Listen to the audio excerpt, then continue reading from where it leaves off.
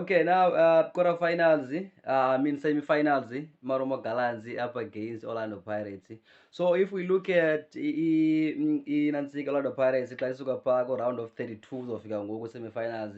Nge-26 January badlale ne-Richards Bay bawina ngo-3-1. Round of 16 Orlando Pirates dlala neBaroka nge-15 kaFebruary yawina ngo-3-1 nakhona. Kwi-quarterfinals badlala neSuperSport i-draw ka-2-2 then bawina ku-5-4 phaya kwi-penalties. So now badlala neMarumo Gallants namhlanje. Let's look at iMarumo Gallants ii-matches zayo from i-round of 32 yabo. Indlela yeMarumo Gallants izobe kanti ngoku ifika apha kwi-semi-finals. Umdlalo wawo wokuqala badibana nePretoria Cali's bayibetha ngo-4-1. Beza ngamaZulu bawabetha ngo-1-0. Emva kwamaZulu bazogqibelisa ngeDurban City le yayisaziwa ngoba yiMaritzburg United. Bayibetha kwi-penalties yona ngo-4-1. Kodwa xa ujonga kule midlalo so le bayiwine ebaleni ayiloqela libonakalayo uba amanqaku liyawafaka kakhulu. Alikori kakhulu. Into ethetha uba bayakwazi ke nokudifenda because kwi-last 32 ne-last 16 bawine ngo-1-0. So utsho ukuthi bazama ukudifenda bangabikho goal ingenayo because bayazi uba le yi-cup game. Into ebalulekileyo ukuba ninenqaku then nilokhe ngasemva. Okay. So xa jonga kwezi games zimbini obviously iPirates ibe nematch eyi-1 engayiwinanga edraws leyo, ezinye iziwina kakuhle kakhulu ngo-3-1 zombini. So na xa sijonga obviously ngoku iPirates since besenza kakuhle kwi-CAF ngabi favorites uba bazayiwina le game obviously. But then iMarumo Gallants, if you remember, yabethwa ngo-8-1 mos ngoDisemba iPirates. Babuya bazowina ngo-2-0 where kwakora khona uMango and then uMbatha wakora own goal.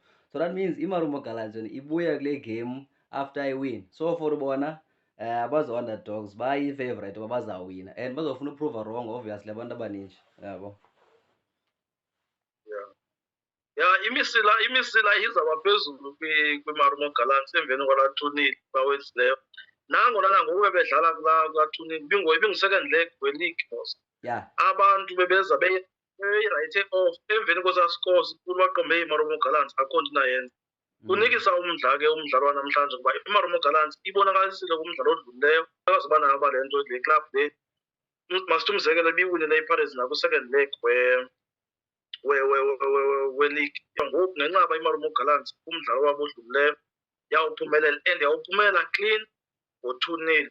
Ngoku izawubangela uba i-technical team yePirates ingalali endleleni nayo isebenze kuba ii-surprises zingakhona kulo mdlalo wanamhlanje. Yabona ngoku ucoach wenze ii-changes khona nje i-starting lineup sePirates but asikho kodwa nje phaya esipalini eyona big change wena sorry esipalini kungene uButhelezi endaweni kaShayina. So asazi ke ucoach mhlawumbi noba ngabana unikeza nje i-game time kumfana uButhelezi ngoba ugqibele dala.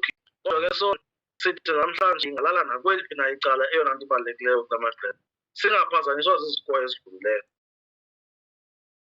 iPirates iyafuna uphindisa apha obvious. Ndibona u-3-1 apha or 3-0. iPirates iyafuna uphindisa ke. Andithi iMarumo Gallants izawube ihleli phantsi ingabi. Izawufayitha but iPirates izophindisa apha. And also iPirates ijonge nee-semi-finals ze-CAF, so yonke loo nto iyathetha bazawufuna ukuya kwezaa semi-finals be-on form besuka kwi-win besenza kakuhle kwi-cup. And also coach wabo uyahamba.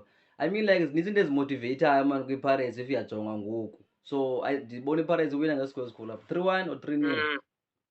Asazi ke noba iyamotiveyitha na okanye yenza njani kwi-players into yoba ucoach bamazi kwangoku uba uyahamba. Mhlawumbi bazawudlala ngose besithi sesidlala nocoach kwenzela bathi xa ehamba naye amke engqinini yebo. Ya ndicinga kanjalo. Hayi ke masibone mntaneni. Awona khona sure ke futhi.